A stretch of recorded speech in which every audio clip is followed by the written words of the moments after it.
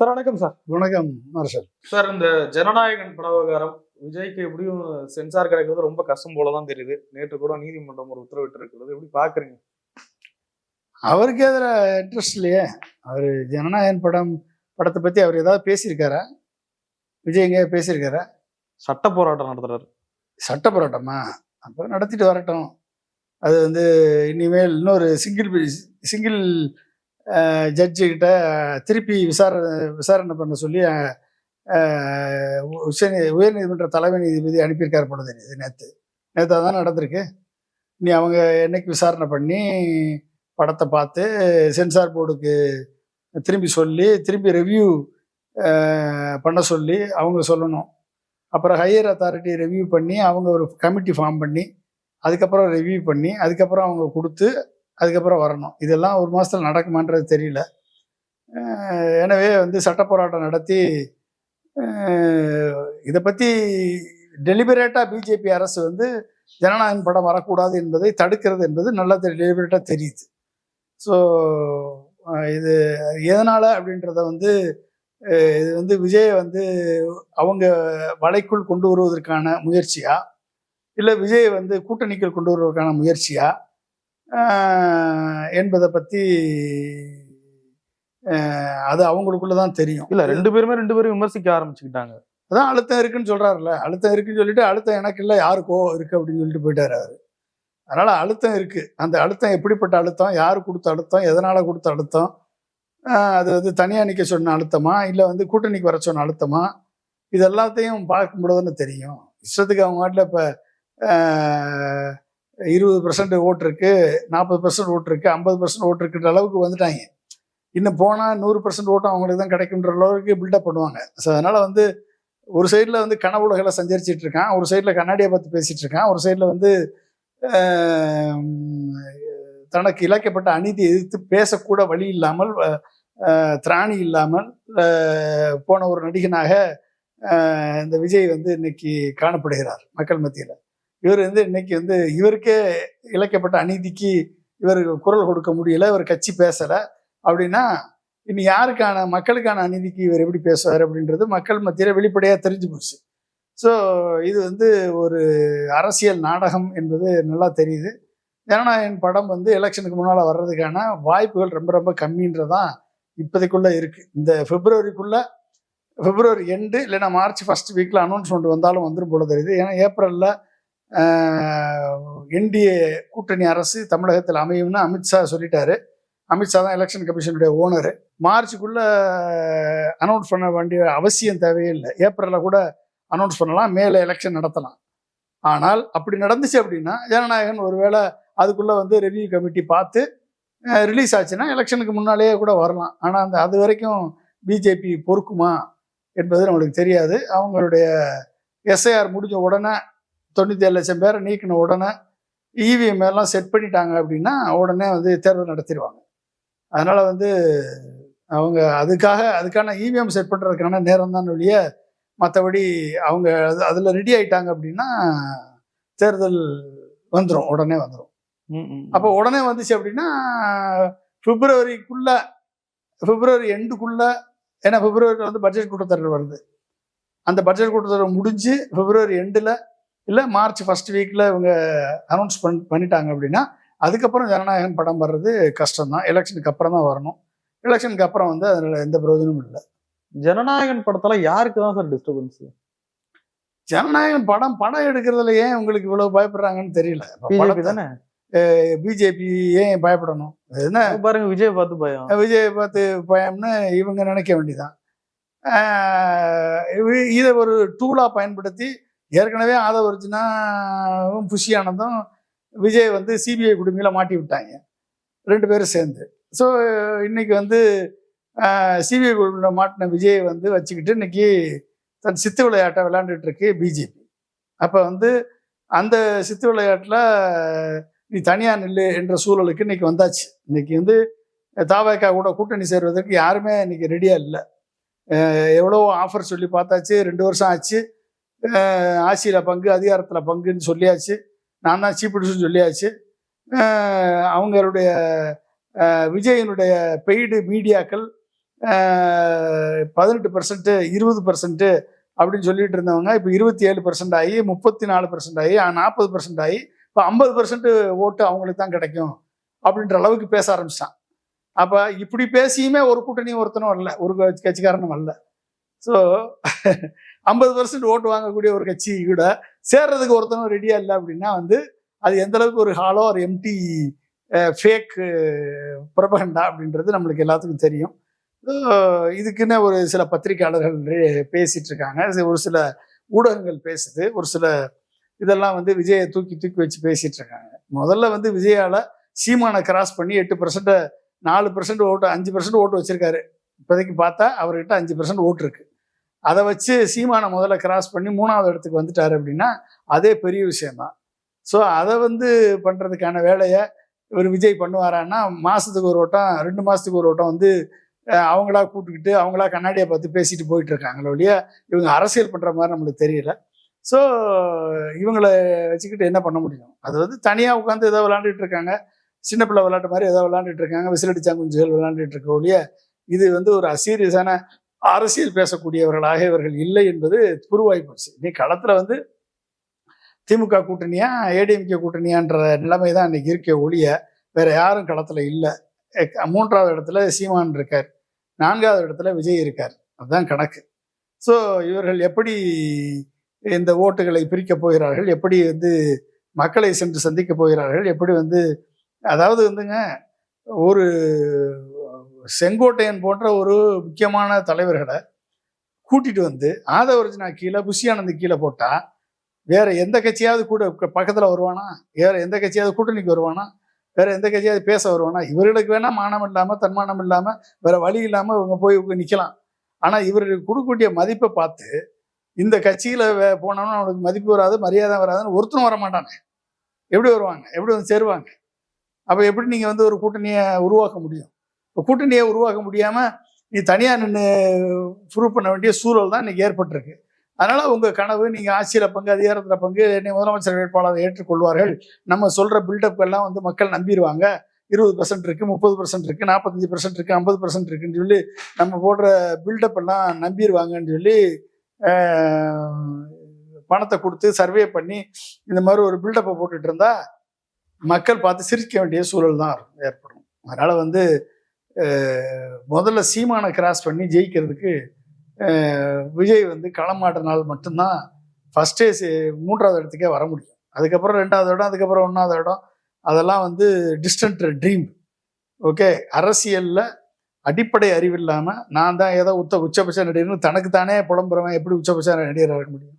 தன்னை பற்றி தானே உயர்வா பேசிக்கொள்கிற எவனும் ஒரு பைத்தியக்காரனா தான் இருப்பானே ஒழிய ஒரு ஒரு கொள்கைவாதியா எப்படி இருப்பான்? தன்னை பற்றி நான் தான் உயர்ந்தவன், நான் தான், என்னை எல்லாரும் அமுக்க நடக்கிறாங்க, வேலை நடக்குது. ஒன்று யாரும் அமுக்க நடக்குனாங்க? அவங்கவுங்க நடிக்கிறாங்க, அவங்கவுங்களுக்கு புகழ் கிடைக்குது, அவங்களுக்கு ரசிகர்கள் இருக்காங்க. என்னமோ நீயா ஒரு பில்டப் பண்ணி, நீயா ஒரு இஷ்யூவை கிரியேட் பண்ணி, நீயே வந்து திமுகவுக்கு எதிரி நீயே சொல்லிக்கிட்டு களத்தில் நின்று நீயா வந்து தெருவில் நின்று நீயா கத்திக்கிட்டு இருக்க ஒழிய உனக்குன்னு ஒரு ஒரு ஒரு ஸ்ட்ராங் ஹோல்டோ, ஒரு அடிப்படை அறிவோ, அரசியல் பண்பாடோ, அரசியல் புரிதலோ, ஒரு தொலைநோக்கு பார்வையோ, ஒரு அரசியல் சித்தாந்தமோ, அரசியல் பொருளாதாரமோ ஒன்றும் தெரியாது. அப்போ இதெல்லாம் வச்சுக்கிட்டு விசிலடிச்சாங்குஞ்சுகள் மாதிரி ஒரு ரசிகர்கள் கூட்டத்தை வச்சுக்கிட்டு ஆட்சியை பிடிச்சிடலாம் அப்படின்னு சொல்லி அங்கேருந்து பனையூர்லேருந்து பக்கத்தில் மாவட்டத்தில் போய் ஒரு 10 பேரை கூப்பிட்டு ஒரு 1000 பேரை கூப்பிட்டு வச்சு பேசிக்கிட்டே உட்காந்துருந்தா, கண்ணாடியை பார்த்து பேசிக்கிட்டே உட்காந்துருந்தா உன் பேச்சில் இருந்தே தெரியுது நீ யாருக்குமே ஒரு அரசியலுக்கு லாயக்கற்றவர். ஒரு பிஜேபியையோ திமுகவையோ ஸ்ட்ராங்காக எதிர்க்கக்கூடிய எந்த விதமான ஆயுதங்களும் உன்கிட்ட இல்லை. அரசியல் ஆயுதமும் இல்லை, ஐடியாலஜிக்கல் ஆயுதமும் இல்லை, சித்தாந்தமும் இல்லை, பேச்சு தெளிவில்லை. பழைய கப்பு முக்கியம் பிகில்னு சொல்லி பழைய வசனத்தை எடுத்து கொண்டாந்து பேசிட்டு உட்காந்துருக்க நீ. அப்போ எந்த அளவுக்கு வந்து ஒரு ஹாலோவா, ஒரு எம்டியா, ஒரு எம்டி வெசலா இருக்கு அப்படின்றது மக்கள் இன்னைக்கு புரிஞ்சுக்கிறாங்க, இன்னைக்கு வந்து தெரிஞ்சுக்கிறாங்க. ஒரு வார்த்தை பேசினாலே நீ யாரு, உன்கிட்ட என்ன சரக்கு இருக்கு, என்ன இருக்குன்றத புரிஞ்சுக்கிறாங்க. அப்போ எப்படி யாரை எங்கே வைக்கணுன்றது மக்களுக்கு தெரியும். மக்கள் அந்த வேலையை அமைதி புரட்சியில் செய்வாங்க. அதிமுக என்டிஏ கூட்டணியோட இணைஞ்சு மற்ற கட்சிகளையும் உள்ள கொண்டு வந்து பலப்படுத்திருச்சு அந்த கூட்டணியை. எப்படி இருக்கு? அதிமுக என்ன பலம் இருக்கு? ஏற்கனவே இருந்த உடைச்ச கூட்டணியை திரும்பி ஒட்ட வச்சிருக்காங்க. டிடிவி தினகரன் வந்திருக்காரு சார். டிடிவி தினகரன் வந்திருக்காரா? டிடிவி தினகரன் எத்தனை % வச்சிருக்காரு? அவர்னால தானே போன எலெக்ஷன்ல தோத்துச்சு அதிமுக. போன எலெக்ஷன்ல தோத்தாரு. இந்த எலெக்ஷன்ல இப்ப எத்தனை வச்சிருக்காரு? 1% கீழே போயிட்டாரா? 6% வச்சிருந்தாரு. 6% 3 ஆச்சு, 3 1 ஆச்சு. இப்ப எவ்வளவு வச்சிருக்காரு? எதுக்காக அமமுக உருவாக்கப்பட்டது சொல்லுங்க? எதுக்காக உருவாக்கப்பட்டது? எடப்பாடி இருந்து கட்சியை கைப்பற்றணும் தான் உருவாக்கப்பட்டது. எடப்பாடி வந்து 10.5% வன்னியருக்கு கொடுத்து நடக்காத இடஒதுக்கீட்டை, ஒரு ஜாதிக்கு இடஒதுக்கீட்டை ஒதுக்க முடியாது, உள்ஒதுக்கீடு ஒதுக்க முடியாது, இது சுப்ரீம் கோர்ட்ல வந்து ஸ்ட்ரைக் டவுன் பண்ணிடுவான்னு தெரிஞ்சிருந்தோம். எலெக்ஷனுக்கு அனௌன்ஸ் பண்றதுக்கு 1 மணி நேரத்துக்கு முன்னால இந்த 10.5 இது இடஒதுக்கீடு கொடுக்குறேன்னு சொல்லி அவர்களது வன்னிய மக்களை நம்ப வைத்து ஏமாற்றி அவர்கள் ஓட்டை பெற்று 116 விளிம்புநிலை ஜாதியுடைய வெறுப்பை சம்பாதித்து, டிஎன்சி கம்யூனிட்டியினுடைய வெறுப்பை சம்பாதித்து தென் மாவட்டங்களில் ஒட்டுமொத்தமாக காலியானதுக்கு காரணம் எடப்பாடியினுடைய ஒரு ஒரு சுயநல அறிவிப்பு, இந்த இடஒதுக்கீடு அறிவிப்பு. அதனால வந்து டிஎன்சி கம்யூனிட்டியை சேர்ந்த ஒரு பகுதியினர் வந்து டிடிவி தினகரன் பின்னால போனாங்க. 23 தொகுதியில வந்து டிடிவி தினகரன் கிடைத்த வாக்குகள் எடப்பாடிக்கு எதிரான வாக்குகள். அந்த எடப்பாடிக்கு எதிரான வாக்குகள் எதனால் ஏற்பட்டது? சித்தாந்தத்தில் ஏற்பட்டதா? இல்ல கட்சினால ஏற்பட்டதா? இல்ல. இது வந்து 10.5 கொடுத்து இந்த 116 ஜாதியையும் டிஎன்சி கம்யூனிட்டியையும் இவர்கள் வந்து தனிமைப்படுத்தியதன் காரணமாக அத்தனை ஜாதி வந்து சேர்ந்தவர்கள் எடப்பாடி பழனிசாமி வந்து ஒரு சில 2 ஜாதிக்கு சொந்தமானவர், இவர் வந்து ஒரு ஜாதி வெறியர் என்ற நிலையில் அவருக்கு எதிராக உருவாக்கப்பட்ட வாக்குகள் தான் தினகரனுக்கு போய் சேர்ந்ததே ஒழிய தினகரனுக்கு என்று வாக்கு வங்கி இல்லை. இன்னைக்கு அதை அந்த வாக்கு வங்கிய இன்னைக்கு உன்னுடைய சிபிஐ கேஸ் இருக்கு, அமலாக்கத்துறை கேஸ் இருக்கு என்ற 2 காரணங்களுக்காக எப்படி அன்புமணி தனது மேல் இருக்கக்கூடிய சிபிஐ கேஸுக்காக போய் சரண்டர் ஆனாரோ அதே மாதிரி நீங்களும் போய் சரண்டர் ஆயிருக்கீங்க. எப்படி எடப்பாடி பழனிசாமி தன் மகன் மேல் போடப்பட்ட கேஸ், தன்மேல் இருக்கக்கூடிய கொடநாடு கொலை வழக்கு, மற்ற ஊழல் வழக்குகள், தன்னோடு இருக்கக்கூடிய அமைச்சர்கள் மீது இருக்கக்கூடிய ஊழல் வழக்குகள், சிபிஐ வழக்குகள், இடி வழக்குகள், இத்தனையும் காரணமாக அதிமுகவை பிஜேபியினுடைய அடிமையாக மாற்றி வைத்திருக்கிறாரோ அதே போல நாங்களும் சிறந்த அடிமைகள் தான் என்று அடிமைகளாக சேர்ந்து தங்கள் அடிமை சாசனத்தை அமித்ஷாவுக்கு எழுதி கொடுத்திருக்கிறார்கள். அப்ப அப்படிப்பட்ட ஒரு அடிமைகளுக்கு ஓட்டு போடுறதை விட சங்கிக்கு டைரக்டா ஓட்டு போட்டுறதுனால, பிஜேபிக்கு டைரக்டா ஓட்டு போட்டுறதுனால மக்கள் அப்ப சங்கியினுடைய அடிமைகளுக்கு எப்படி ஓட்டு போடுவாங்க? சங்கியினுடைய அடிமைகளுக்கு எப்படி ஓட்டு போடுவாங்க? இந்த அடிமைகளை வச்சு ஓட்டு போட்டு பதவிக்கு வந்து முதலமைச்சர் ஆக்கினா ஒட்டுமொத்த தமிழ்நாட்டையும் அந்த சங்கிகளுக்கு அடிமை சாசனம் எழுதி தராம வந்துட்டு போவாங்க. கோயில்கள் எழுதி கொடுத்துருவாங்க, தமிழ்நாட்டில் வந்து இந்தி திணிப்பை உறுதிப்படுத்திடுவாங்க, மாநில சுயாட்சியை ஒண்ணுமில்லாம ஆக்கி பல்கலைக்கழகங்களை வந்து தாரை வார்த்து ஒண்ணுமில்லாம ஆக்கிடுவாங்க.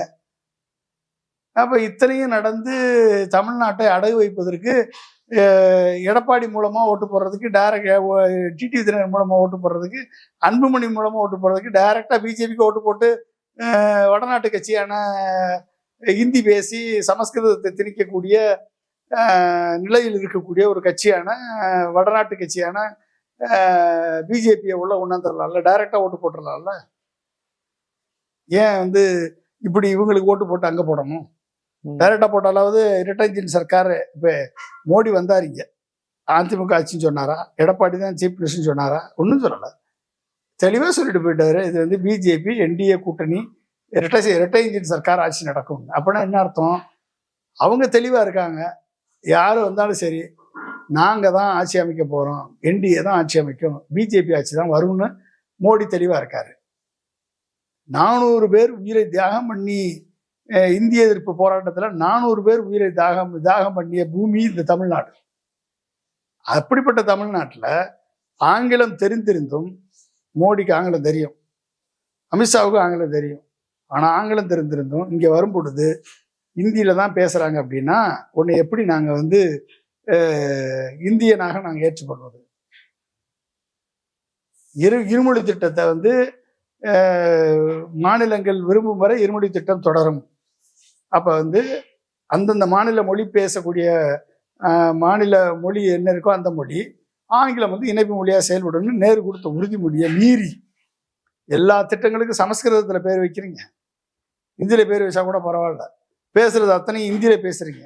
அப்போ ஹிந்தியில் வந்து இங்கே பேசுவேன், தமிழ்நாட்டில் வந்து ஹிந்தி பேசக்கூடியவர்களை எப்படி வந்து நீ வந்து உன்னை வந்து நான் வந்து என்னை ஆளுவதற்கு உன்னை எப்படி நான் தேர்ந்தெடுக்க முடியும்? அப்போ வந்து அப்படிப்பட்டவர்களை கூட்டிட்டு வந்து இங்கே வந்து இந்துத்துவ நாடாக தமிழ்நாட்டை மாற்றி தமிழ்நாட்டுடைய சர்ச்சைகள் மசூதிகள் இடிக்கப்படுவதற்கு ஒரு காரணமாக இங்கே வன்முறை வெறியாட்டம் நடப்பதற்கு, மத வெறியாட்டம் நடப்பதற்கு, வாசலை திறந்து வைப்பதற்கு ஒரு காரணமாக இன்றைக்கு அதிமுகவும் டிடிவி தினகரனும் அன்புமணி ராமதாஸும் ஜி.கே. வாசனும் இன்றைக்கு ரத்தின கம்பளம் விரித்து தங்கள் அடிமை சாசனத்தை அவர்களுக்கு அமித்ஷாவுக்கு எழுதி கொடுத்திருக்கிறார்கள். அதை செயல்படுத்துவதற்கு அவர்கள் துடித்து கொண்டிருக்கிறார்கள். இதை தமிழக மக்கள் அமைதியாக பார்த்து கொண்டிருக்கிறார்கள். கண்டிப்பாக இந்த இந்த இந்த சர்வாதிகாரிகளின் கொட்டம் வந்து தமிழகத்தில் எடுபடாது என்பது நிச்சயம். ஓபிஎஸும் பிரேமலதாவும் எங்க போக வாய்ப்பு இருக்குன்னு நினைக்கிறீங்க சார்? ஓபிஎஸ் வந்து இன்றைக்கு வந்து நடுத்தருவில் நிற்கிறார், உச்சந்தியில நிற்கிறார். தன் செல்வாக்கை இழந்து ஆளுமை இழந்து என்றைக்கு வந்து ஜெயலலிதா கொடுத்த 3 முறை முதல்வராக பதவி கொடுத்த அந்த பதவிக்கு உரிய மதிப்பையும் ஆளுமையையும் எக்ஸசைஸ் பண்றதுக்கு வழியில்லாத ஒரு மனிதராக என்றைக்கு குருமூர்த்தியை நம்பி பிஜேபியை நம்பி காவி உடை உடுத்தி அவர்கள் பின்னால் போய் நின்றாரோ அன்றைக்கே அவர் வந்து ஹி லாஸ்ட் த கிரெடிபிலிட்டி. இன்றைக்கு அவரிடம் இருந்த அத்தனை பேருமே இன்னைக்கு வந்து வெவ்வேறு கட்சிக்கு போயிட்டாங்க, திமுகவுக்கு போயிட்டாங்க, பெரும்பாலானோர் திமுகவுக்கு போயிட்டாங்க. சில பேர் வந்து கட்சி அரசியல் விட்டு ஒதுங்கிட்டாங்க. இன்றைக்கு தனிமரமாக நின்று கொண்டிருக்கிறார் ஓபிஎஸ் அவர்கள். அவர் எங்க போனாலும் அவர் ஒருத்தர் தான். மறுபடியும் என்டிஏக்கு போற வாய்ப்பு இருக்கிறது. என்டிஏவுக்கு மறுபடியும் போக வாய்ப்பு இருக்கு. போனா ஒரு எம்எல்ஏ பதவி கிடைக்கும், அந்த எம்எல்ஏல ஜெயிக்க முடியாம போகும், அவ்வளவுதான். வேற என்ன பண்ண முடியும்? இது நண்டு கூட்டணி தானேங்க. டிடிவி தினகரன் எடப்பாடி ஜெயிக்க விட மாட்டாரு, எடப்பாடி டிடிவி தினகரன் ஜெயிக்க விட மாட்டாரு. ஓபிஎஸ் உள்ள போனா ஓபிஎஸ் ஜெயிக்க விட மாட்டாரு எடப்பாடி, எடப்பாடி ஜெயிக்க விட மாட்டாரு ஓபிஎஸ். இவங்க 3 பேரையும் ஜெயிக்க விட மாட்டாரு அண்ணாமலை, எடப்பாடியே ஜெயிக்க விட மாட்டாரு அண்ணாமலை, அண்ணாமலை ஜெயிக்க விட மாட்டாரு இபிஎஸ். இதானங்க நண்டு கூட்டணி. எப்படிங்க வந்து அவங்களுக்குள்ளேயே இவ்வளவு காம்படிட்டிவா இருக்கும் பொழுது இவர்கள் எப்படி வந்து ஒரு மக்களை வந்து முன்னேற்றுவதற்கான இதை சேருவாங்க? கொள்கையும் கிடையாது, இது கூட்டணி தான், தேர்தல் உடன்பாடு தான் அப்படின்றாங்க. அன்புமணி அதிமுக கூட்டணி வச்சிருக்காரு, டிடிவி என்டிஏட கூட்டணி வச்சிருக்காரு, என்டிஏ வந்து பிஜேபியோட கூட்டணி வச்சிருக்கு, பிஜேபி வந்து அதிமுக தொகுதி உடன்பாடு பண்ணியிருக்கு. என்ன கணக்கு இது? இவர்கள்லாம் சேர்ந்து ஒரு நல்லாட்சி கொடுத்துருவாங்களா? எப்படி கொடுப்பாங்க? வேணா 2ஆம் இடத்திற்கு வரலாமே ஒழிய அத்தனை பேர் சேர்ந்து இவர்கள் எப்படி ஆட்சி அதிகாரத்தை பிடிப்பாங்க? மக்கள் நம்பிக்கையை எப்படி வென்றெடுப்பார்கள்? அடிமைகளால் எப்படி நிலையான ஆட்சியை கொடுக்க முடியும்? அடிமைகளால் எப்படி வந்து ஆளுமையை நிரூபிக்க முடியும்? சொல்லுங்க. அடிமைகளால் ஆளுமையை நிரூபிக்க முடியுமா? அப்புறம் காங்கிரஸிடம் 75 சீட்டுக்கு தாவேக்கா பேரம் பேசிட்டு இருக்குதான். நல்லதுதானே. நம்மளுக்கு காங்கிரஸ் வந்து இந்த முறை இந்த வாய்ப்பை பயன்படுத்தி தாவேக்காவுடன் சேர்ந்து 75 சீட்ல ஜெயிச்சு 75 எம்எல்ஏக்கள் ஆயிட்டாங்கன்னா பெரிய விஷயம்ல. திமுக போனா 18 எம்எல்ஏ தானே ஜெயிக்கிறாங்க. தாவேக்காவோட போனா 75 எம்எல்ஏக்கள் கிடைப்பாங்க, 75 பேர் ஜெயிக்கலான்ற ஒரு உறுதி கிடைச்சிச்சு அப்படின்னா தாராளமா காங்கிரஸ் வந்து தாவேக்காவோட போகலாமே, என்ன பிரச்சனை இருக்கு? தாவேக்காவும் காங்கிரஸ் ஒரு கூட்டணி வைக்கலாமே, வச்சு வந்து களத்தில் நின்று ராகுல் காந்தி பிரியங்கா காந்தி எல்லாம் கூப்பிட்டு வந்து துணை முதல்வர் பதவி வரைக்கும் வாங்கிடலாமே. 75 சீட்டு ஜெயிக்கிறாங்க அப்படின்னா உங்களுக்கு என்னங்க பெரிய விஷயமாச்சாங்க? அவங்க ஒரு 115 சீட்டு, இவங்க ஒரு 70 சீட்டு ஜெயிச்சாச்சுன்னா ஆட்சியே பிடிச்சிடலாம்ல. ஏன் அதுக்கு தயக்கம்? ராகுல் காந்தியை சொல்லி சீக்கிரம் சொல்லி அதுக்கான ஏற்பாடு பண்ணி டக்குன்னு ஜாயின் பண்ண வேண்டியதானே. நல்லது தானே அது. திமுக போனால் 18 சீட்டு தான் ஜெயிக்கிறாங்க, 75 சீட்டு ஜெயிக்க போறாங்க அப்படின்னா உங்களுக்கு நல்லது தானே, நல்ல விஷயம் தானே. செயல்பட்டால் நல்லது. அட்லீஸ்ட் திமுக சைடில் ப்ரெஷராவது குறையும். இன்னும் 4 பேரை சின்ன சின்ன கட்சிகளுக்கு வாய்ப்பு கொடுக்கலாம். அவங்க வந்து இந்த 18 எம்எல்ஏக்கள் வந்து பல்வேறு சின்ன கட்சிகளுக்கு 18 எம்எல்ஏக்கள் கிடைக்கலாம்ல அவங்க சைடில். இவங்க ஒரு 75 எம்எல்ஏக்கள் வந்துடலாம்ல. அப்போ உங்களுக்கு எத்தனை வாய்ப்புகள் அதிகமாக இருக்குல்ல. காங்கிரஸை வந்து தனியாக நிறுத்திடலாம். இப்போதைக்கு விஜயோட கூட்டணி போட்டு சீஃப் மினிஸ்டர் ஆயிடலாம், துணை முதலமைச்சர் ஆயிடலாம். விஜய் முதலமைச்சர் ஆயிடுவார். ஏன்னா அவருக்கு 50% ஓட்டு. இவங்களுக்கு 75 தொகுதியில் ஜெயிக்கிறாங்கன்னா 50% ஓட்டு வாங்கும் போதும் கண்டிப்பாக இவங்க கூட்டணி ஜெயிச்சிரும். ஜெயிச்சுட்டா இவங்களே ஆட்சி அமைச்சிருவாங்க. 230 நாள் ஜெயிச்சிருவாங்க. திமுகவும் அதிமுகவும் காவடி எடுத்துகிட்டு போகும். அவங்களால ஜெயிக்க முடியாது. அப்போ இவங்க 2 பேரும் ஜெயிச்சிருவாங்க. ஜெயிச்சுட்டா காங்கிரஸ் அடுத்து வந்து பலமான கட்சியாக மாறிடும். அது மட்டும் இல்லாமல் நம்ம கேரளா, கர்நாடகா, ஆந்திரா, ஆப்கானிஸ்தான், மலேசியா, சிங்கப்பூர் இங்கெல்லாம் வந்து விஜய் கட்சி ஆள் இருக்காங்க. அமெரிக்காவில் ஆள் இருக்காங்க விஜய்க்கு ரசிகர்கள். இப்போ அங்கெல்லாம் கூட காங்கிரஸ் ஜெயிக்கலாம் நின்னா. இந்த மாதிரியான வாய்ப்புகள்லாம் உங்களுக்கு கிடைக்குது. ஸோ இத்தனை வாய்ப்புகளை ஏன் மிஸ் பண்ணணும்? வாய்ப்புகள் கிடைக்கும் போது மிஸ் பண்ணலாமா? அதை செயல்படுத்தினா நல்லது தானே. புது சீஃப் மினிஸ்டர் கிடப்பாரு. உங்களுக்கு ஐஏஎஸ் ஆஃபீஸர் சசிகாந்த் செந்தில் கூட சீஃப் மினிஸ்டர் ஆகலாம். பழைய அண்ணாமலை தான் ஆகணும் ஐபிஎஸ் ஆஃபீஸர். ஐஏஎஸ் ஆஃபீஸர் ஆகக்கூடாதா? ஏன் மாணிக் தாக்கூர் ஆகக்கூடாதா சிஎம் கேண்டிடேட்டா? ஏன் அந்த அவர் யார் பிரவீன் சக்கரவர்த்தியா அந்த ஆள் ஆகக்கூடாதா சீஃப் மினிஸ்டர் கேண்டிடேட்டா? ஜோதிமணி ஆகக்கூடாதா சீஃப் மினிஸ்டர் கேண்டிடேட்டா? எல்லாம் எம்எல்ஏ தான் ஆகணுமா, எம்பி தான் ஆகணுமா? ஏங்க நல்லது தானே, வரட்டும். நிறைய விஷயங்களை பயிர்ந்து ரொம்ப நன்றி. தேங்க்யூ.